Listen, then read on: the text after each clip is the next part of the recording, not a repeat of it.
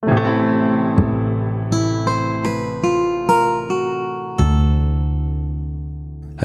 dear listener. It's Monday. Means it must be time for the Religious Studies Project.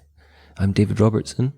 And I'm Christopher Cotter, and we're brought to you as ever by the British Association for the Study of Religions and the North American Association for the Study of Religions. Two very good associations for the study of religions, I think you'll agree. Absolutely. With bells on. Indeed. I'm going to tell you what the interview is because this week and next week, they are interviews that Chris did. Yeah, sorry about that, listeners. You'll have to... Well, actually, you shouldn't be hearing too much from me because both interviewees carry it themselves. Well, that's you doing your job as an interviewer very well, Chris. Sheer professionalism. This one I'm very pleased to bring you, which was jumped off the keynote from the BASR conference this year, and it's with Martin Stringer. The topic is researching religious diversity. So it's over to Chris and Martin. We're recording today at the University of Wolverhampton at the British Association for the Study of Religions annual conference on a theme, religions beyond the textbook. And particularly in the context of Wolverhampton, a topic that comes to mind is religious diversity. What is religious diversity? Why might we as scholars be interested in it? And how might we go about researching it, whatever it may be? I'm joined today to discuss these questions by Professor Martin Stringer, who is no stranger to the Religious Studies Project, having previously appeared back in May 2013, speaking with David on the topic of situational belief. So first of all, welcome back, Martin. Thank you very much. So we're delighted to have you. Good to be here. Martin delivered the keynote at the conference last night and is currently serving as Pro-Vice-Chancellor academic at Swansea University in the UK, and was formerly Head of Theology and Religion at the University of Birmingham. Martin's trained as a social anthropologist, and his research is focused on Christian groups in the UK and diversity among inner-city communities. And his theoretical approach is to use anthropological methods of ethnography in detailed and extended studies of real-life situations where he believes religion can be most fruitfully understood. So you're clearly interested in this area. Very much so. And publications of particular relevance to this interview would be Discourses on Religious Diversity, Explorations in an Urban Ecology, published in 2013, and the ubiquitous Contemporary Western Ethnography and the Definition of Religion. Yep. So let's get cracking. Okay. Thank you. Before we even talk about religious diversity, what are we meaning by diversity here? I think what we're meaning is recognizing there's been significant changes in society that have perhaps taken us a bit beyond where we were in the sort of 60s and 70s and 80s, when diversity was largely understood as sort of multiculturalism and sort of ethnic based, and in the UK particularly that stage was based largely on sort of Commonwealth countries coming in.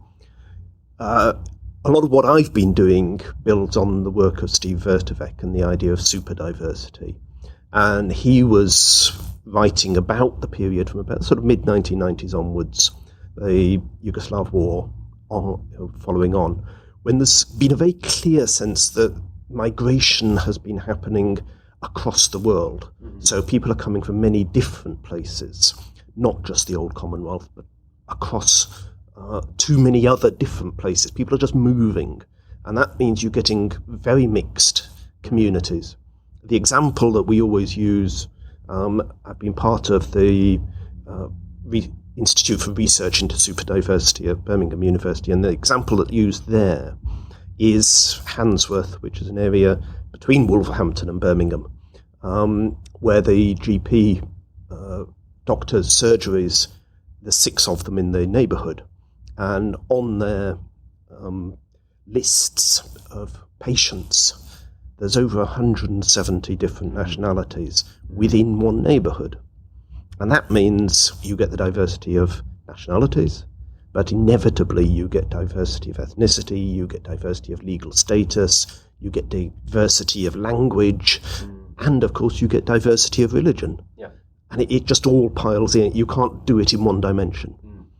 So the concept of super diversity kind of takes us beyond that notion of you've maybe got a local indigenous community and 2 or 3 other sort of migrant incoming communities. It moves beyond that. It's just diversity is ubiquitous. It is, yeah. Susanne Wessendorf uses the term sort of common diversity in those kinds of neighbourhoods. It is just the nature of the society that you're living in. So everybody, next door neighbours all the way down the street, everybody is different. And what the super diversity argument is sort of developing is that actually there's something qualitatively different about those kind of neighbourhoods from the neighbourhoods that you sort of mentioned, where there is a sort of small amount of diversity through. It changes the nature of what's happening. And that's what I've been sort of researching, amongst other things. Wonderful. There's 2 directions I could go here. I'm going to go with the, so obviously, research into understanding situations of diversity, religious diversity. It's going to have, there's a lot of political utility, let's say, to understanding such communities, as such situations. So apart from claiming to be interested in it because the government is interested in it, why might we as researchers who are notionally above such things, why would we I'm not sure that we are above such things. We might come back to that one. I think, the obvious answer to that question is that that's the reality that we are living in. And, even if you take the last few years and the movements of people across the Mediterranean, this isn't a situation that's going to disappear. It is something that is moving from a few small neighbourhoods. You can talk about the whole of London as super diverse, the whole of Birmingham and the West Midlands as super diverse, if you want to sort of pursue it in those kind of ways. It is the context in which religion works today. And there is a great difference between religions the way religion functions, where there is a majority of a population that shares the same religion. Spark Brook might be an example in Birmingham that is majority Muslim. And, the way people behave with each other, the assumptions they make about what other people know is different from the kind of society where actually everybody you meet is going to have a different set of understandings. And you've got to work within that kind of framework. It's going to change the way in which not just we understand religion, but if you take from the sort of lived religion perspective, it changes the way in which people perform and live their religions on a day-to-day basis. Absolutely. So you've described quite a complex situation there already. And the sort of novice researcher wanting to go in to research all this, their approach might be, let's find a few communities and work with them. But then you're going to end up with just ethnographies or detailed studies of those communities. So let's preach for a minute. How might one go about researching religious diversity? I think one of the things I realised when I started to work in this area, I began to work in this area because it was something, I was actually working with the churches, and it just became increasingly part of the dialogue and the discourse and the conversations that I was having. So I just, I wanted to explore it further. But you've then got to decide, it is a complex situation. What is it? What are the questions? Which is the population you are actually interested in? And I think, these days to do a complete study of diversity, even in a neighbourhood, can't be done by one person. So you've got to make the decision. Are you going to work with specific religious communities and therefore sort of see how things have changed and their nature and the way they interact in this context with others? Are you going to look at processes such as interreligious relations and the way in which that has been transformed by these kind of contexts? Are you going to look at things like education, schools, health services, and the impact this has on them? What is your perspective? what is it that you really want to look at? And that's going to then determine where you go. What I was interested in, again, it came from the fact that I was hearing the conversations already, was the way in which within a city such as Birmingham, this changing context has changed the way not just the religious people, but more interestingly, the non-religious or the people who haven't got an affiliation talk about religion and talk about religious diversity. There is a lot of interest in the management of religious diversity, but that tends to assume religious diversity is a problem or an issue of the religions. Yeah. But if you're managing religious diversity, you've actually got to take account of the fact that 60-70% of the population of your city actually isn't affiliated. Or might Well, be affiliated in nominally in Yeah. quotation marks. And they've got a conversation. And actually, in terms of the political debate, the way in which people talk, the assumptions they're making, you've got to hear them, you've got to listen to them. And that's what I started. I mean, that's where my intro into this debate. And you've been in the lucky situation, in a sense, not lucky, obviously, it was years of, but you were building upon decades of research in Birmingham and lots of research students and research projects building up to this then monograph on discourse and religious diversity. Yes. And you describe in there a sort of process of just listening to what's going on. Yep. It's recognizing that what I'm interested in this particular case is the public discourse, is the way people unprovoked talk about religion and religious diversity. So that is a case, I've lived in the city 23 years.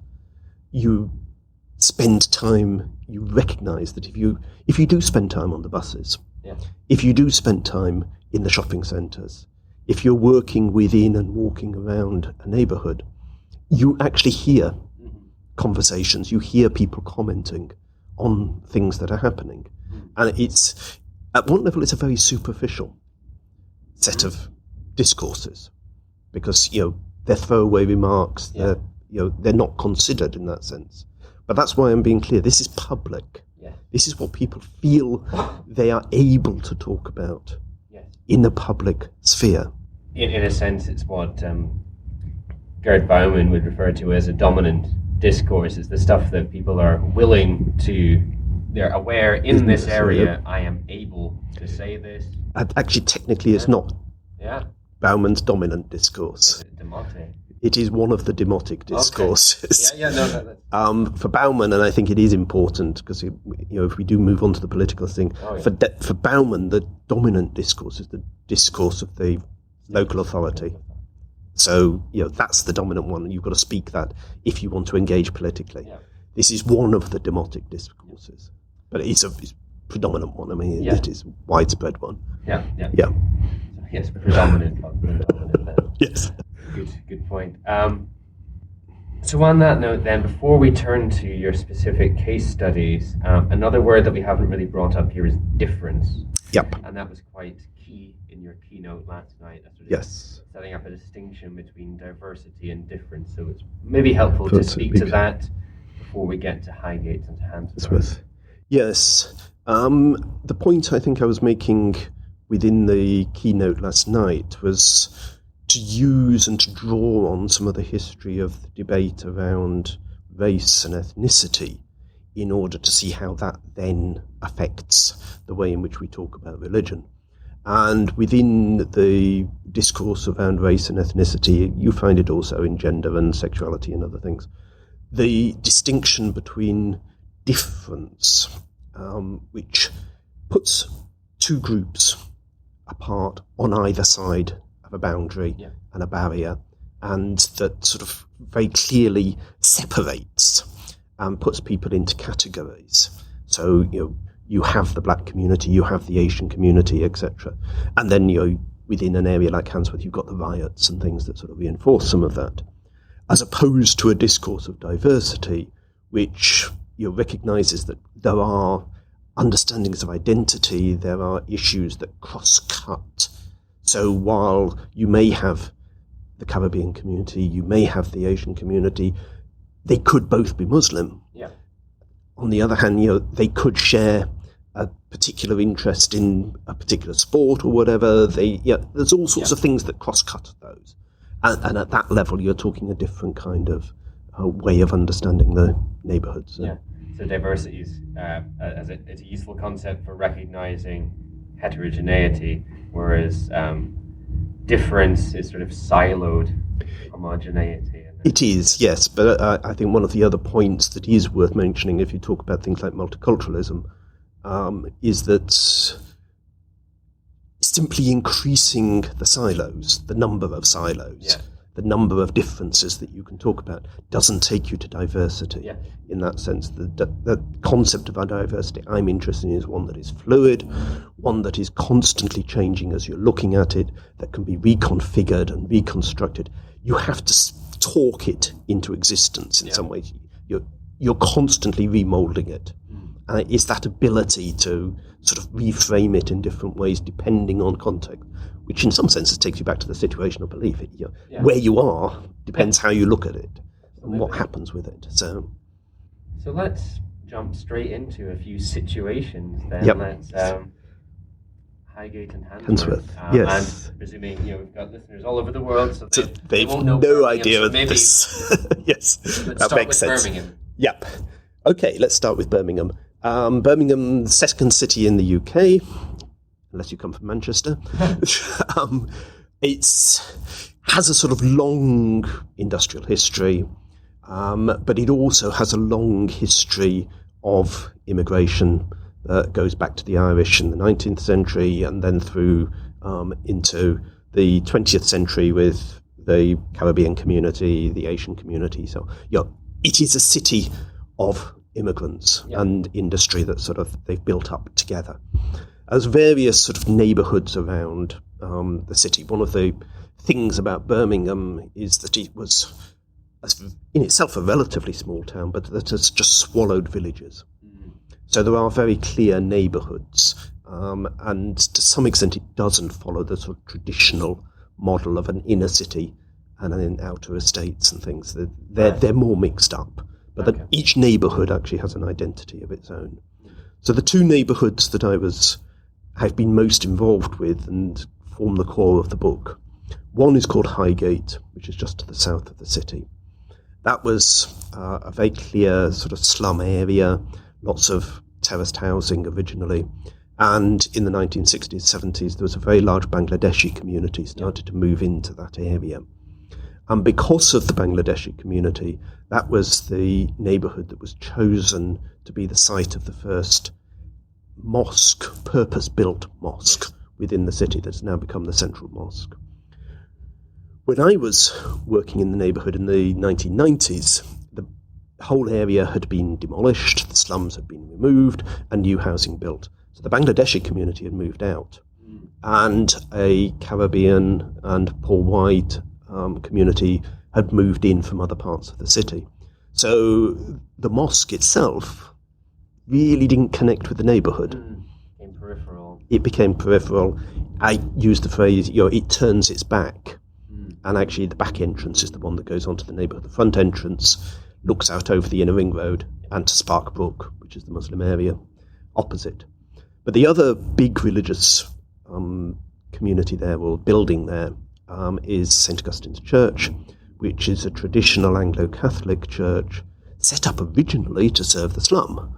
And it has a very strong and very powerful history in the neighbourhood. But in recent years, the population that used to go to that church again has moved out. Most of the people coming in come in from outside. It holds classical concerts. It sort of caters for an audience that really is not of that neighbourhood. Yeah. So as you walk around the neighbourhood, what you find is that people are very antagonistic towards religion. And people look at these buildings, they're seen almost oppressively. Yeah. This is, the phrase that came up most often is, this is not of us. They're not ours. They're not, they're alien in one frame or another. And that picks up one of the things that I found really interesting there was that the people were not distinguishing between Muslim and Christian. Yeah. All religion was negative. Sort of outside of, for others. It really didn't connect with us. And so that, that's where I pick up sort of a sense of difference. Yeah. But the difference is the difference between religion and non-religion. Because it's juxtaposed quite nicely by there's a Baptist church in Yes. Highgate as well. Yeah, there's a very small modern Baptist church that if you talk to the local population, they know that as the community centre. Yeah. And it's very widely used, and but they don't really think of it as a church. I noted Google Maps also describes it as the Highgate Community Centre, but it is a Baptist congregation. But that does draw on the local people. But people don't see it as a church. So that's Highgate. The other area I studied, which I've already mentioned, Handsworth, where you've got all these different communities coming in, living together. And in the middle of Handsworth is the Soho Road, which runs from the centre of Birmingham out here to Wolverhampton.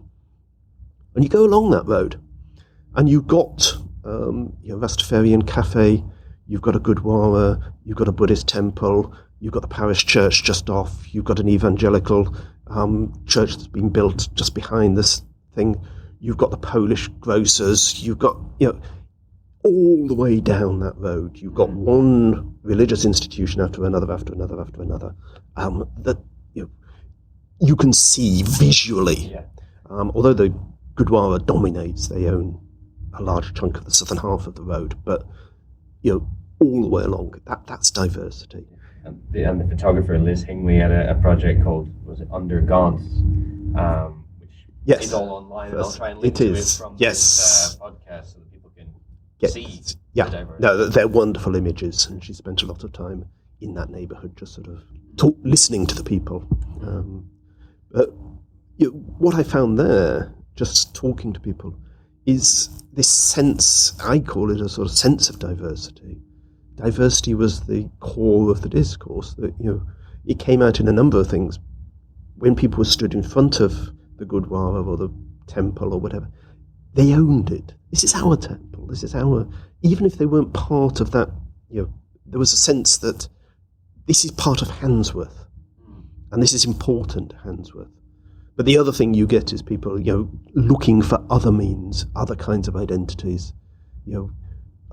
talking about their neighbours and things. And yes, we've got Muslims living on one side, we've got Hindus living on the other, but we all go to the same school and we meet up at the gate and things. And that's finding other kinds of identities to bring people together. Yeah, and it's a real illustration of Wessendorf's commonplace diversity. It's that, again, I mentioned earlier, ubiquity of diversity, assumption that you'll be different from me and you'll have your own practice, and that's groovy. Which is quite a different dynamic. Sure. So that's the sort of distinction I draw and pick up within the book, within using the two neighbourhoods, in a sense, to just sort of make that clear distinction between difference and diversity. We've already spoken for 22 minutes here, which is quite excellent. We're already going to have to be wrapping up. Sorry about that. No, it's exactly what we wanted. But just to speak to... See, we've got the context there, two contrasting contexts, and we've got two quite different discourses on diversity happening there. So what does this... If you wanted to sort of sum up the rest of the book in 2 minutes, what else do these contexts say? I'm not going to sum up the rest of the book. Yeah. The other things I go on to talk about in the book is the way public events, so things like the Chinese New Year, Vaisakhi celebrations, etc., that are managed by the authorities, have an impact again on the sort of way people think about diversity and things, and that does move much more into Bauman's dominant discourse, because that's the local authority discourse. I just wanted to pick up I've published a couple of papers since, and I think it sort of gives another sort of view on the paper that I gave here as the keynote speech here. What I was looking at was very much sort of public discourse, what people are prepared to say in public when other people are around and things. And there is some work that's being done through the Department of Geography in Sheffield that is looking at prejudice and the sustainability of prejudice. And that if you talk to these very same people in private, in an interview, what you will pick up is still a very strong discourse of difference. And the difference between myself and a prejudice against the other. And I'm now beginning to be interested really in the way in which those two kinds of discourse, and again it comes back to some of the thinking around situational belief, but how people can sustain both of those. And there is this assumption that one, the public or the private, has to be right, one has to be wrong, rather than the sense that each has its place and is a discourse that is suitable for a particular context. So if we sort of move forward in that sense to something like Brexit and the political debate and the shock that people had, that it doesn't take much to scratch below the sort of the national consensus on diversity and areas and things to uncover some of that discourse of prejudice. I think there is some quite interesting and important work to be done in looking at how those two sets of discourses work, both within individuals and sort of more publicly within society. And, if the purpose of the keynote was to say we need to be talking to politicians, we need to be finding a language that allows us to explain the complexity of religion. I mean, diversity, for example, doesn't just happen in neighbourhoods. Increasingly, individuals are diverse in their religious affiliations and identities. How we can talk about that complexity in a way that enables politicians, the media, to actually have a more informed and helpful debate about the place of religion in society. And that, I think we've got a long way to go. It might be an impossible task. That's really what I was saying. Where we've got so much prejudice, where we've got complex situations, how do we talk about that publicly? And you do a great job of, rather than saying in your book that this is how these people conceptualize religious diversity. You map the multiple discourses, of much course. As there's a diversity of discourses. And inevitably. What we can do is try and present that multiplicity in a way that isn't too baffling. Yes, perhaps. It's always the challenge. Yes. So the question that I'd actually been waving my hand yesterday to ask, but I was between Suzanne and Richard. So as researchers who are interested in religion, we tend to look at social situations through, say, religion-tinted lens in that sense, because it's what we're interested in. What can this tell me about the category of religion? But it seems to me that some of those dynamics, the sort of insider-outsider thing that's going on in Highgate, these communities are not of us. Or Handsworth, these communities are definitely of us. Do we have to use the religion word to understand what's going on in those situations? Does it introduce a level of obfuscation? Or could we describe the discourses without the word religion? I certainly think we can describe them without the word religion. In some ways, I always feel torn because you're always brought back to the word religion. If you do go back to something like the contemporary Western ethnography, and I want to get away from the word religion because I think we're talking about a whole series of different practices and ideas and things. But what's the point, in a sense, of the discourses of diversity is that religion is a part of the language that everybody uses. And we need to recognise that it is already part of the debate. I think there are two ways, two things particularly that are interesting and important on that. One is this sense that increasingly in a society such as Birmingham, people are turning to religion as their primary form of identity, at least in public. And Hingley does make the point, when she's working on the Soho Road, people no longer say, I'm Pakistani, I'm Bangladeshi, whatever. They say, I'm Muslim, I'm Hindu, and that's the identity. So we are working in a world where actually religion is part of people's own construction of their identity. So we can't ignore it in that sense. You wouldn't be doing the actual discourses justice, you would be ripping an aspect out. Yeah, basically. And just interestingly on that, what has been found in a lot of the conversations I've had in Birmingham is increasingly, if you talk to people who are not religious, religion as a word actually brings up images of Islam. Yeah.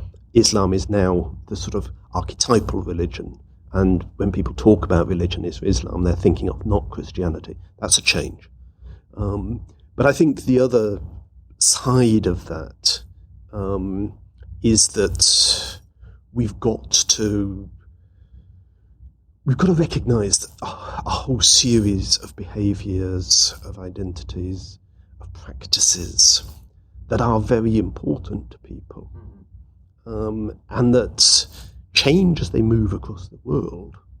You can see the transformations as they merge, as they interact, juxtapose with other practices from other places. But where people are engaging with the other, with a capital O, spirits, gods, ancestors, the dead, ghosts, whatever, that is actually, you can't ignore that part. We've almost sort of got into this situation.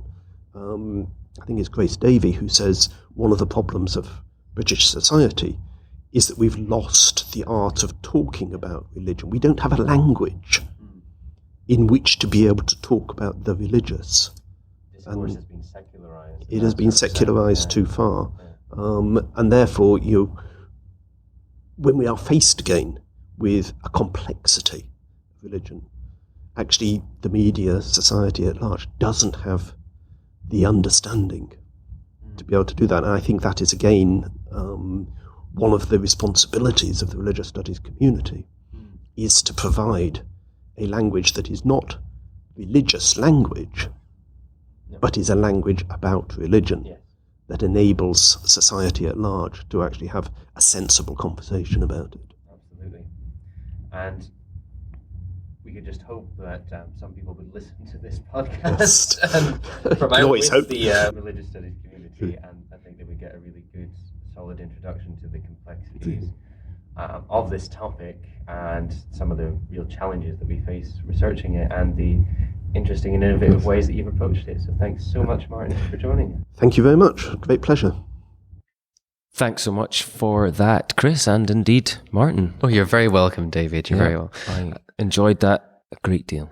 Yes, and I thought it was important to get because religious diversity is quite a hot topic. It's quite a politically hot topic, but it was important to get a scholarly and methodologically rigorous and theoretically inclined interview on that, rather than something a bit more like interfaithy, that kind of thing. Yes, indeed. Martin does that very well. And also, I would direct listeners to my interview with Martin from a few years ago on situational belief, which you may also find interesting. Absolutely, yes. You taught that actually on the Theories of Religion course here at Edinburgh last year, didn't you? I did, yes. And some of my students this year have been reading Stringer. Certainly, it's been their extended reading list. So it's good to see his ideas are quite accessible in that sense, and they're worthwhile. Well, that belief, situational belief book that he did, I can't remember the title. Contemporary Western Ethnography and the Definition of Religion. Is an excellent book. It packs a lot of theory into 95 pages or whatever it is. It's there's a lot to teach in it. There's different levels of discourse, the idea of situational belief, the whole way of applying this to rebuilding kind of theories of religion from the ground up. There's quite a lot in it that you can teach in it, but it's very accessible at the same time. Yeah. Next week, so we've already heard I'm doing interview next week. It's another in our Socrel series, and it's with Naomi Thompson. He's done some very interesting work with youth groups, and the interviews on religion, youth, and intergenerationality, which are important themes in the contemporary sociology of religion. So we're looking forward to that. Indeed. Other than that, of course, you can find us in the meantime on social media, on your Google Pluses, your Twitters, your Facebooks, your iTuneses, and the YouTubes. You can support this podcast by using our Amazon affiliate links. That's .co.uk, .com, and .ca. And that will support the project at no extra cost to yourself. So do please consider dragging that link into your links bar and using it in future. But other than that, Chris, can you sign us out, please? Thanks for listening.